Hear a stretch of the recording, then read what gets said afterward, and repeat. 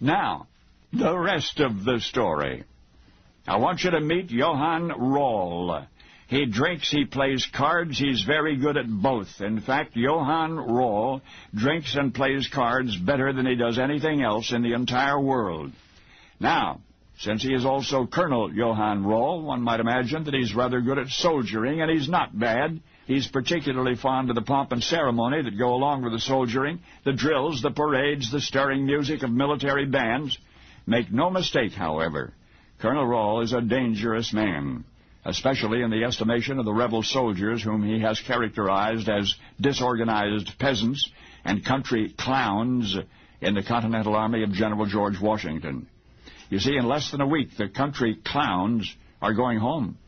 December 31, 1776, the enlistments of the vast majority of Washington's troops will expire.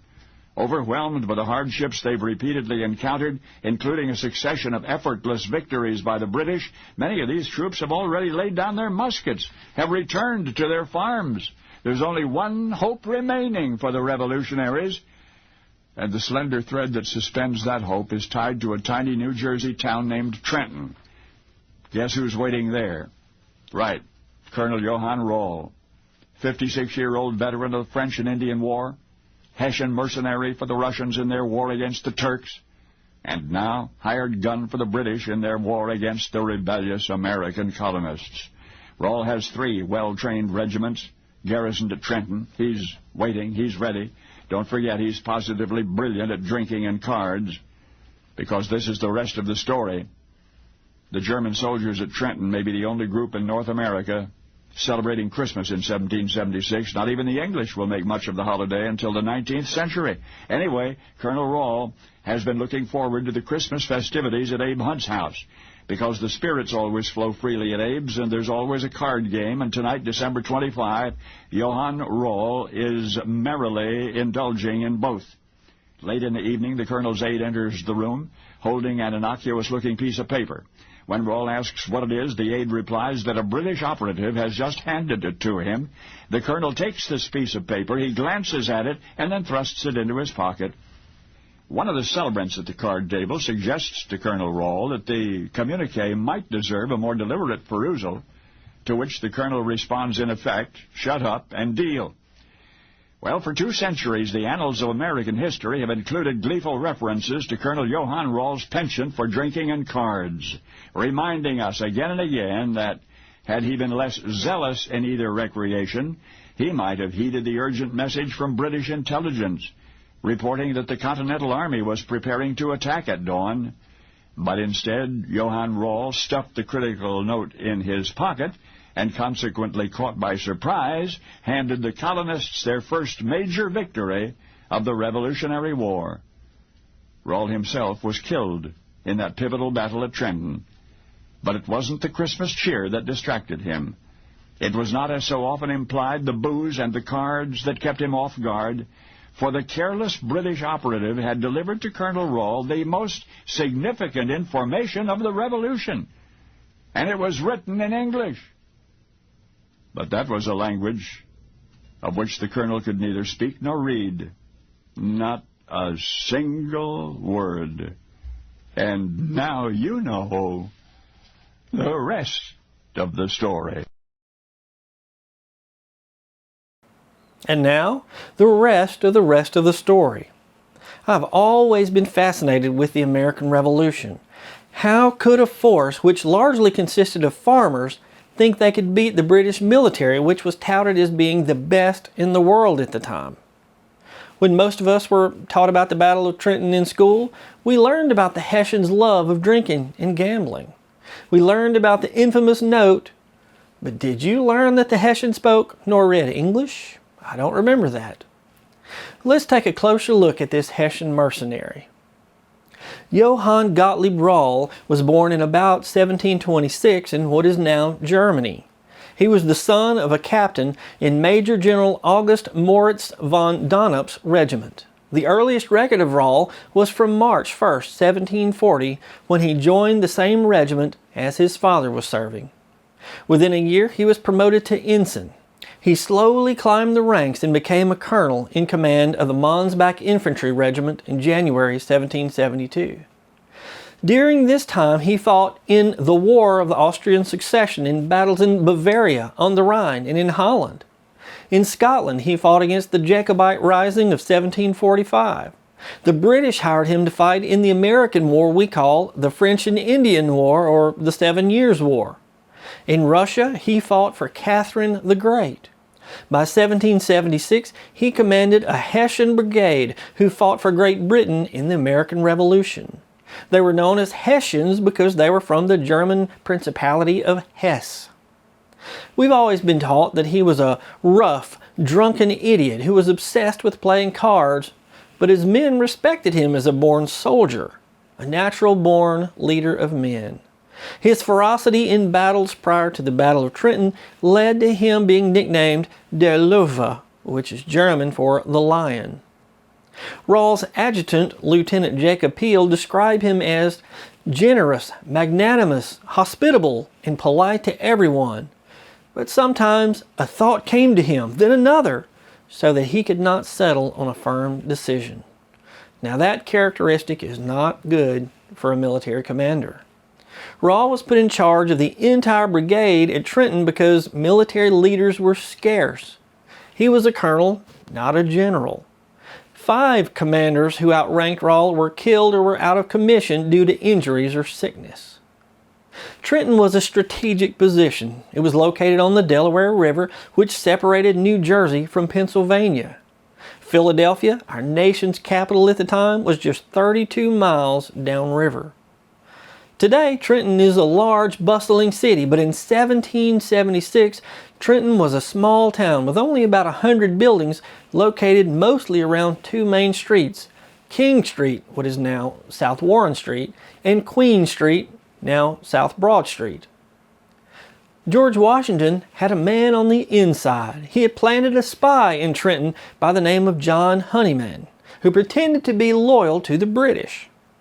Now, Honeyman was a butcher and a bartender. He sold the British and Hessians drinks and food, but he was collecting information as to the number and location of troops and weapons. Shortly before Christmas, Honeyman arranged to be captured by the Continental Army, and Washington ordered that he be brought before him unharmed. After being interrogated by Washington, he was fed and imprisoned in a small wooden hut they used as a prison. Sometime during the night, the strangest thing happened. A small fire broke out near the hut, and all of the guards went to help douse the flames. Convenient, wasn't it? Honeyman escaped and returned to Trenton, where he convinced Colonel Rall that the Continental Army was at a breaking point. Their morale was so low that there was no way they could mount an attack on Trenton. Sometime around Christmas, Honeyman disappeared from Trenton. Rall assumed he'd been recaptured, but Honeyman was completely safe. It was all part of the plan. According to the book by Rick Atkinson entitled "The British Are Coming," Colonel Rall spent Christmas afternoon playing checkers in his headquarters on King Street. According to a draft of a report made by British General James Grant after the battle, at 5 p.m. a courier who has never been identified arrived with intelligence warning Rall of an imminent attack. Now, whether the note was written in English or German remains a mystery, but surely they would have had an interpreter. All sources I located agreed that Rall could not speak nor read English. Rall purportedly ignored the note and put it in his shirt pocket. At about 8 p.m., rebel raiders, acting without Washington's knowledge, wounded several Hessian troops outside of Trenton. Washington was upset by this and thought they'd given the whole plan away. Rall had been warned that the colonists were planning something, and he assumed this was that attack.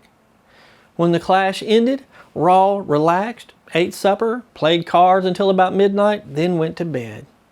Rall had decided not to send out the normal nighttime patrols because the weather had turned so bad. Rain turned to sleet and snow. As Rall and his men slept, about 2,400 soldiers in the Continental Army crossed the Delaware River and surrounded Trenton. Rall was not awakened by the fighting, but by his adjutant, Lieutenant Peel. Rall quickly donned his uniform, ran to his horse, and tried to launch a counterattack. They were outnumbered and surrounded.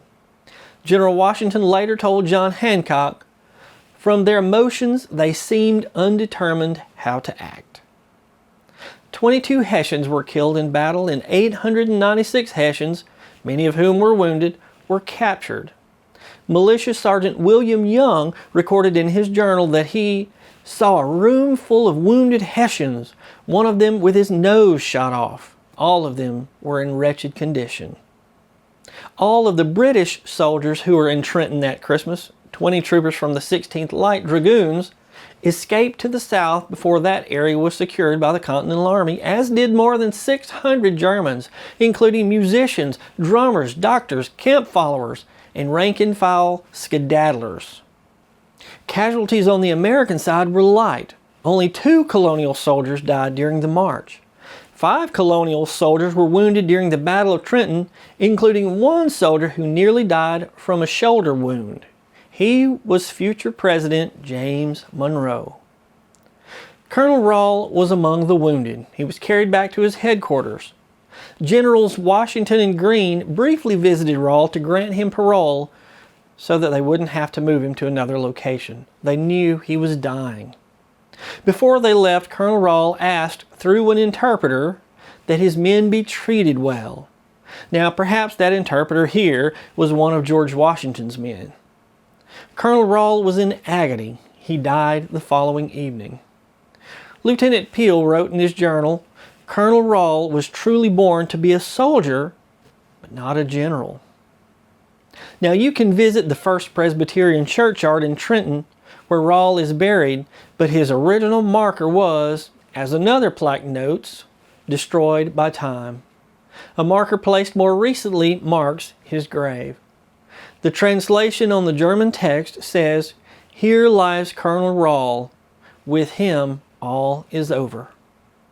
Now, is it possible that Colonel Rall received a note in a language he couldn't read? Is it possible that although he was a mercenary, a soldier hired by the British, that he had no one to translate messages from English into German?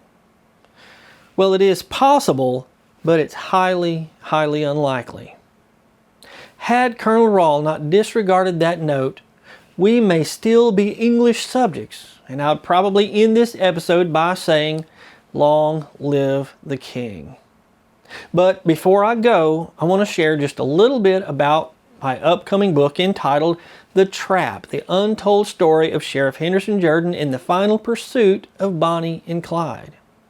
In the book, I separate fact from fiction and detail the gang's crime spree and the life of the sheriff who ended that violent crime spree. It comes out May 23rd, the anniversary of the ambush, but you can pre-order a copy directly from me by scanning this QR code or visiting www.hendersonjordan.com. I hope you enjoy it. I'm Brad Dison. Thanks for watching, and now you know the rest of the story.